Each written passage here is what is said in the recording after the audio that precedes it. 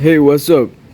Oke, di video kali ini saya akan membahas tentang kurangan XSR yang emang saya alami sendiri secara pribadi ya.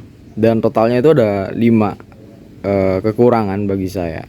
Oke, kekurangan yang pertama kita langsung saja, yaitu pergantian gigi atau gear itu sangat kasar, bro.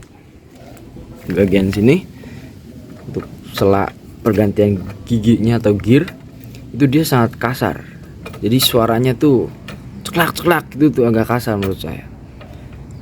Untuk motor yang emang sekelas seharga segini ya, itu kasar lah. Seharusnya mungkin bisa diakalin lagi maybe atau bagaimana, I don't know, but cukup mengganggu sih untuk di saat berkendara. Itu yang ke satu. Yang kedua, motor ini itu gampang kotor.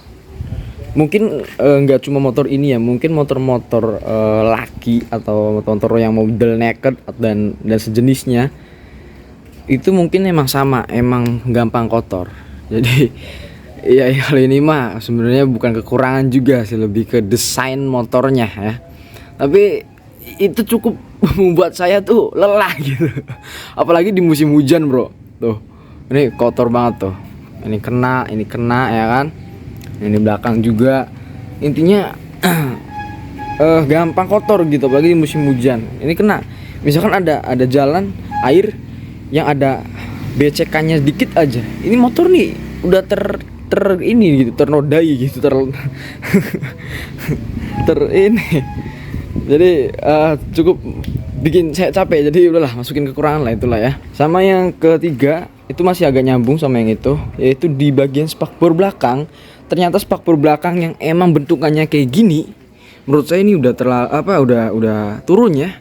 Bentukannya tuh udah turun kayak gini, itu masih nyiprat, bro. Jadi untuk di bagian belakang sini nih, di bagian belakang sini untuk pembonceng, cipratannya tuh masih kena nih di bagian area sini nih.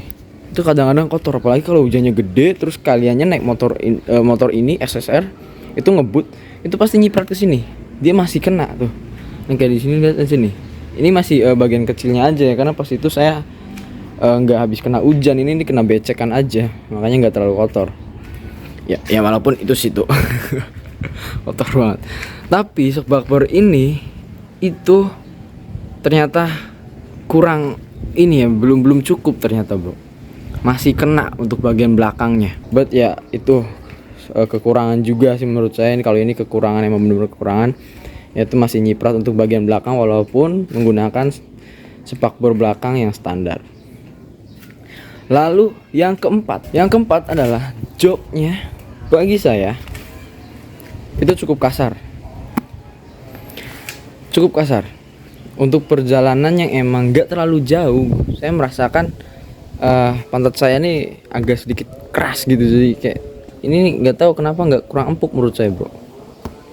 Mungkin kalau jok mah kalian bisa modif sendirilah atau beli yang emang khusus XSR tapi dengan bahan yang berbeda atau bahan yang premium, mungkin yang lebih empuk mungkin bisa. Tapi untuk bawaan standarnya dari pabrik, menurut saya ini kurang empuk, masih kasar joknya. Itu yang kekurangan keempat.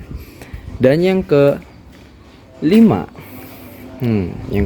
nih adalah spion. Nggak tahu kenapa, bro ya, spion ini kalau diajak jalan itu geter deh. Jadi penglihatan spion tuh jadi nggak jelas gitu, paham kan? Jadi kayak spion geter aja gimana. Jadi pandangan belakang tuh kayak buyar gitu. Cuma itu kalau diajak agak kencang aja.